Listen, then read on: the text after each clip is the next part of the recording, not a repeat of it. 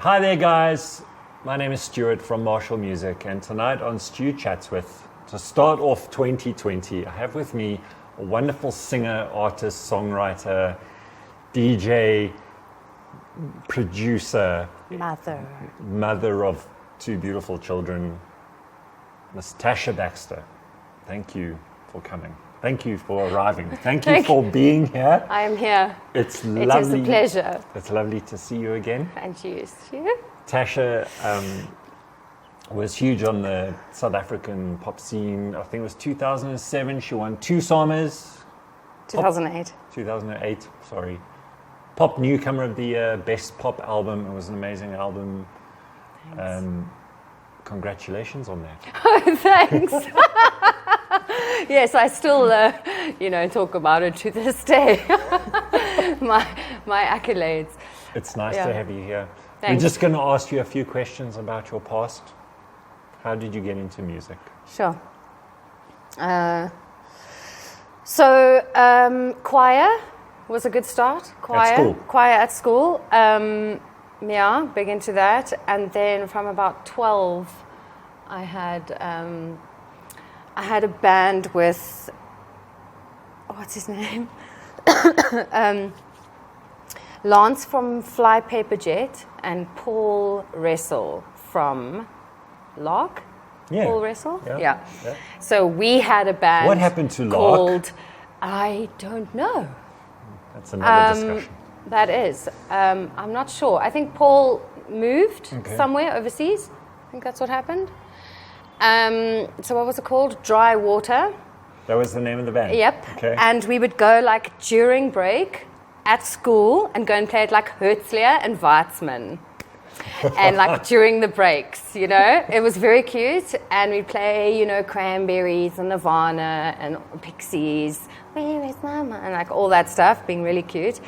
And then just bands, I had bands. Just before my dad left for Joburg from Cape Town, originally from Cape Town, I forced him, I was like, just teach me the basic chords, just So he played guitar? Basic things, yeah. Yeah, okay. And then he did that, and I had this really shitty old 12-string guitar that I can't remember where I got it from, but it was so crap. And my fingers were bleeding. It was these old steel strings from rusted for real, not even joking. And Nothing's changed. No, except I got new strings. Got new strings from Marshall Music. And then I had many bands. I had a Christian metal band with Justin and Brendan called Delay, and I actually have the recordings of that on VHS, and I'm dying to see the footage. And I listened to a recording the other day. It was really cool. And I was playing bass, and then Brendan was singing, and Justin was on drums, and I was doing backing vocals. And then Penelope Tree, when I was 17, was my big, when we opened for the Nude Girls at the Jam. And I was quite sad. Cool. Yeah, it was cool. Because I wasn't quite old enough to be at the Jam. But yeah, so that was cool. And that's how I got into music, essentially, just from... And then you moved to Joburg, when? In 2003. Okay. Yeah, after my son was born. Gina was 2001, Luca 2002, and then 2003 I was here. Okay. And then when did your solo thing start, or was there a bit of a break? You were DJing a lot. So the solo thing didn't really kick off as I arrived in Joburg, because I was just here I am in Joburg with one and just small kids. So the first thing I did was look in the newspaper for a job. And then I worked for Rentokil, hygiene division, and I got my company car, and it was so great. And so that was cool. And then on the side, I had a band at one point with Keith he's been in many things. Keith, whatever. Can't think of his surname. And the drummer from Seed. Mm. And then, so too time consuming, with 2 small kids and the job and whatever to do the full band thing. So then that's when the DJing thing came about around 2000 and 4 or 5. And then it was just like fun and easy, and it wasn't time consuming. And then we had that residency. Well, I met my then boyfriend at the time, and he introduced me to his world of like what they did, the drum and bass nights, and that is essentially how I got introduced to Noisia. Yep. Tell us about that Yeah. collaboration. So that collaboration happened. I just really loved their tunes, playing their tunes at the time, and then You were listening to them on MySpace. on vinyl and on MySpace. Yeah, exactly. And then there was a program called AIM, like AOL, whatever, instant chat messenger thing. And it was really cool then. Like, you wouldn't be able to do that now. Like, just hit somebody up in their DMs and be like, yo, let's do things, you know. They're like, do you have a blue tick? You know, like, who are you? Yeah. Anyway, so that was cool. And they replied, and, you know, we just chatted. That relationship was sort of nursed over a couple of years, to the point that they were like, well, why don't we just bring you over here and let's do, you know, Andre and I were... Andre Skeppers, co-writer of The Colour of Me. Yeah. So then we sent, you know, the WAV files over the 56K modem. We still laugh about it. Four days later. 4 days later, and then it was a prepaid phone, you know. So when the airtime ran out on the phone, the connection would die, and then we'd have to drive down the road to the 7-Eleven and then, you know, top up and blah, blah, blah. Whatever. We've spoken about it a lot, so I feel like it's a bit boring. But it was a process. It was cool. And then they were like, can I swear? Yeah. Oh, okay. Yeah, cool. Well, I won't do it now, because I'm now, you know. Leave it a few minutes. Yeah. She swears like a trooper. So, what was I saying? Then she got all the files to them. Yeah, got all the files, and then they were like, well, just come over. And then I came over, and I spent, that was the first time I was away from my kids for that long. I think it was like... Netherlands. Yeah, in Holland, in Groningen. Yeah. I think it was like, I don't know, 12 days or something.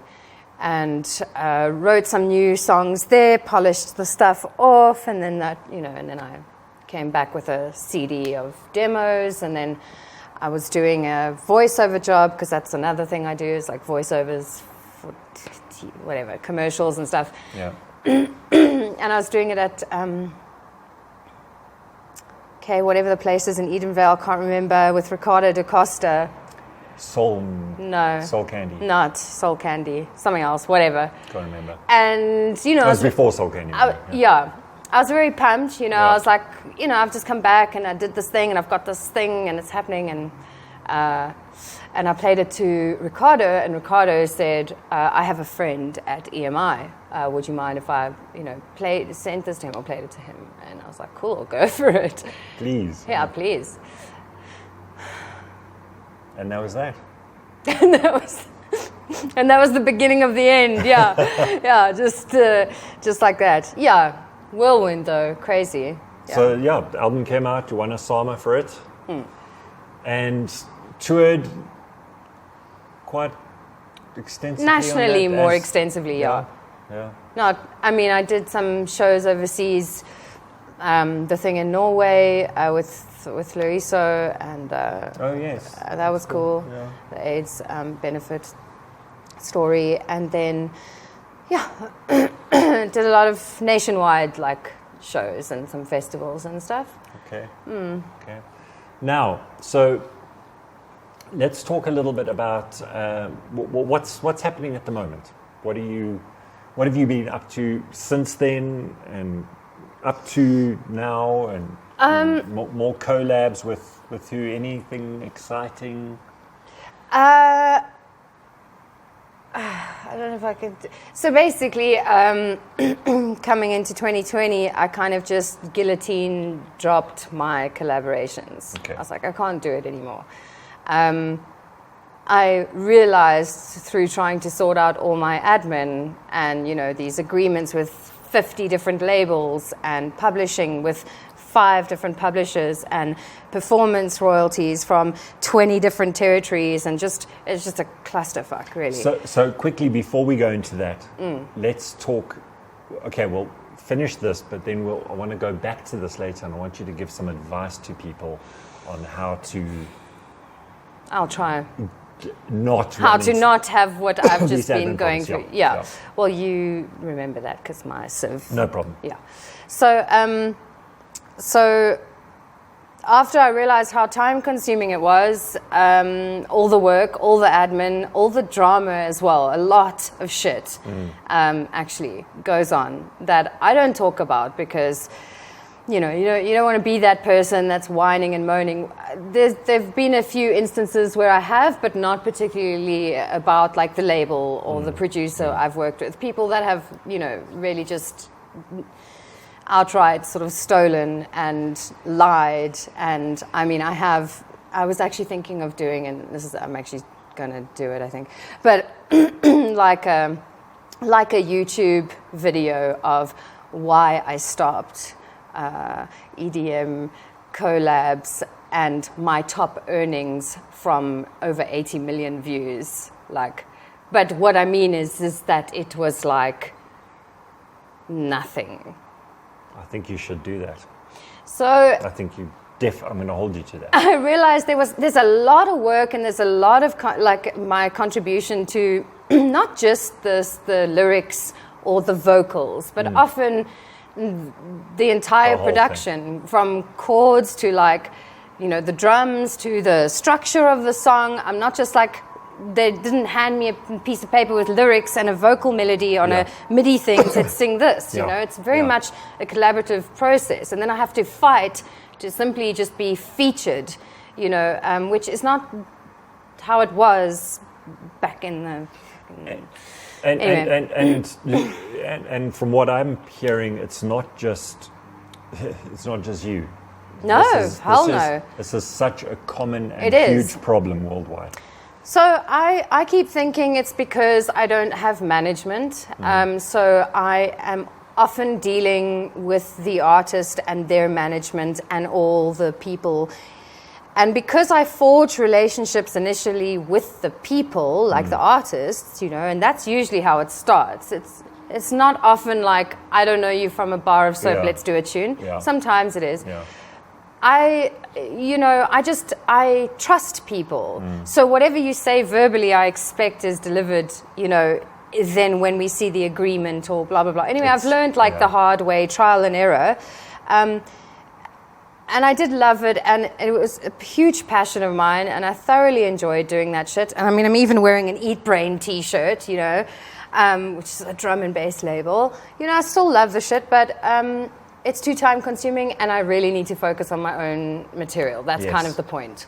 Yes. I'm 39 this year. No. I swear. And then it's been some time. Time has carried on. You were in your 20s when I first met you. I can't think of you as almost 40. Well, you don't have to. Yeah. So, and I've been saying, the album, I mean, the first and only album was 2007. Yeah. So it's where time. Are we now? It's time. So it's actually more about that, but having realized I can't multitask all the shit that is continuously hitting the fan. Yeah. The local PROs are just such bullshit. For the most part, and everything's a mess. Yeah. Unfortunately, that's just what it is. So I can try and give some advice. And what is your advice to young artists collaborating, or anything in terms of publishing your work, and what is your advice to them? So I think the first thing is, don't be so quick to get a publisher or a label, okay? Try and keep everything in your own hands, in your own pocket initially, for as long as you can. And then the main thing you want to do is register, sign up your songs up to a PRO, a collecting society for the performance side, and for the mechanical. And then what I would do is just sign up your own publishing entity. You don't have to have a business document or anything for that. You just have your own entity, whatever, Stu Chats Publishing, and you keep that copyright, okay? And this may sound shit, but I would not register anything in this country. I'm sorry. Okay. Why? The administration process is just a joke. Yeah. There is always, what do you call it? Human error and shit like that. But David from the Kiffness has really gone off about it. Problem, yeah. But he still really likes Sampra and because they've paid out a lot of money. But I didn't. I've had huge issues with them, and I've got stats from, for example, AF Stereo. Where the songs are in excess of whatever 11,000 instances over the period I was asking for, and what Sampra said that I'd earned was like not even a quarter of what they have captured. And not only that, but then they had been paying EMI directly for my songs that I self-released many years later through TuneCore. Okay. Songs like Bikes and Adapter and Fake the Fall and Ebb and Flow. Those were being paid to EMI directly. And then I only found that because I searched their website for what was under their repertoire, and then I showed them the thing, and then they're like, where did you get that information? I'm like, from your website, like just for anyone can type in anything, search repertoire. Yeah. And then I've got to give, my blood and my DNA and like my whole life to prove that those are mine. Yeah. And essentially what happened was they had to then, pay me back. They had to do an adjustment. But like, had I not been on that, how the hell would I have known? I mean, this has been going on for years. And they wouldn't have admitted. And they wouldn't have said anything. So it's very frustrating. And so basically, I've started my own publishing entity. It is now managed, administered by Blue Water Publishing in Nashville, Tennessee. I won't be doing a country album though. No, maybe. Oh, God damn. Yeah. So it's administered by them, but even if it wasn't, like, please God, just don't. It's really not worth it. They don't do. I haven't experienced very many active publishers that place your stuff, get sync deals. Everything that has ever happened from these, I have been like, here, I did this, this happened. Yeah. I got this on this dance show in the States or whatever. And it's just landed on their laps. Yeah. So, sorry, that's a very long-winded way. But anyway. Okay, so that would basically ties into don't sign your publishing locally. Not your publishing and your collecting society I would have with PPL or ASCAP. Okay. Yeah. Their system is great. Everything works like a well-oiled machine, Yeah. So that's all you can ask for, really. And it's transparent, and your statements are great and detailed, and they can tell you exactly when was from what period and how much and which DSP it was on and blah, blah, blah. You ask Samro that, and it's like you wait 6 weeks to get, I don't even know what it is. A check for 45 cents. Essentially, yeah. So that's what I would do personally. Yeah. Okay. Let's talk quickly about your new solo stuff, and what you mentioned briefly. You've got a cool gig coming up. End of January. Yes, but I can't talk about it. Talk about it. I can't talk about it, Stuart. Talk about it. I can't. Anyway, it's in Vienna, and that's all I can say. You're singing with the...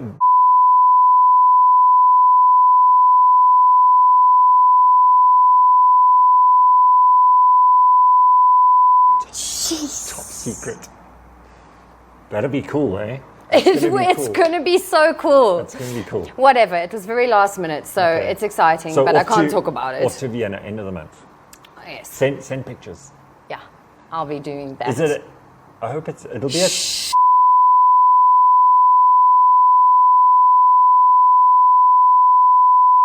When you get back, tell me about your new solo album. Please tell me. What? When I get back? You're going to release a new solo album. Oh. How many more songs to go? I'm going to do one, yes. You've got some stuff brewing. I definitely have some stuff. Okay. I've got like 2020 is your year.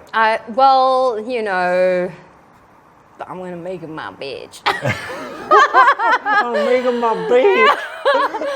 Yeah, I mean, I'm going to try. I'm going to do what I can. And what's going to be the vibe? Well, the vibe is kind of just back to my roots. What you do best. Which was, you know, me with the guitar. Which is, trying not to hide my voice behind a wall of sound.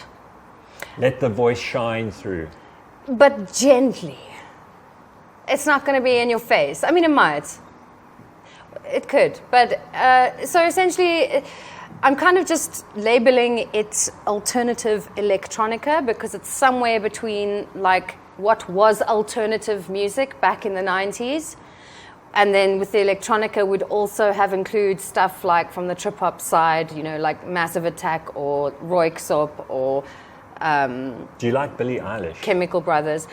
Funny you should say that. Yes, no, I mean, you know, she's amazing. I'm not normally into that kind of shit. No, I know, and you were going on about it. It's so funny. Amazing. No, I watched it happen, like in HD. And you're like me. I love her. She's the best. So I was actually going to say I have I've just finished producing a little cover mashup of Billie Eilish's Zanny and Cigarettes After Sex, Nothing's Gonna Hurt You, Baby. Cool, yeah. And I did this cool mashup with like different instrumentation just for shits and giggles, really. Right. Yeah. And you're doing that, you've got a nice little home studio, don't you? Yes, yeah. Oh, lekker. I've been there. It's cute. Oh, very no, lekker. you haven't been there. You've built on. Oh, you've extended. Okay. So it runs all the way across the garden to the patio. Kind of thing. Do you want to just explain my whole house layout so that I can get robbed again? Do you want to just tell them about the wall and the fences? You know. So there's one part of the wall that doesn't have an electric fence. Okay. No. I have a dog. Okay. A dog's this and big. A baseball bat. A dog's this big. Oh God. Yeah. So you haven't been to the new one that we blood, sweat, and tears did very DIY as well, and also had. So what system are you running? I mean, it's just the DAW I'm using most of the time is Ableton. Yeah. I got my little Claret 4 Pre. Beautiful. Sound card. We've got those. A Mac. The Mac is. It's a bit old. Monitors, what are you using? And then just the M Audio. Can't think of the name. She's not 3-way something, whatever. I'm not a tech head. I'm not. What pickups are you using in your guitar? You did tell me, and I can't remember. It's not DiMaggio. What is it? For your gearheads out there, she plays a lovely Telecaster through a TC Helicon Voice Live 3 Extreme for guitar and vocal effects. It's incredible. Yeah, incredible. This is the thing. I need a shitload of time, me and that baby one-on-one. So it really is a lot of time. It's very tricky to use, but once you get it, you get it. So I've got to get on that. And then, so it's just going to be... And then, are you going to play when the new album comes out this year? Mm-hmm. I mean, I'm not saying album. I'm aiming for an EP first. I think that's a better idea. I mean, the thing is... But do you want to do shows? Do you want to do some... Yeah. You know, eventually, if there's a demand for it, you know. There will be. Yeah, it's not really. Yeah, I just need to write the songs. Do a Billie Eilish show where you just sit in a bed with your brother on stage. The brother that I don't have. But yeah, I'll find a brother. I'll be your brother. You are my brother. They're dodgy, those two. I don't know. You think so? There's something weird going on there. Anyway. Ugh. Well, they make lovely songs together. That's all that matters. Listen, we're out of time. Cool. We're out of time. Thank you. Thank you for joining me. It's really good to see you. And you. It's good to talk to you. Thanks for having me. It's a pleasure. It's a pleasure. Kick-Ass 2020. New album or EP from Tasha Baxter this year, 2020. Call it 2020. TashaBaxter.com. You can find all the things. Tasha Baxter. We're going to talk about... Baxter. Ja, vanaf de Holland. Ja, Tasha Baxter vanaf de Nederland. Ja, ja, beslist. Ja. Instagram handles.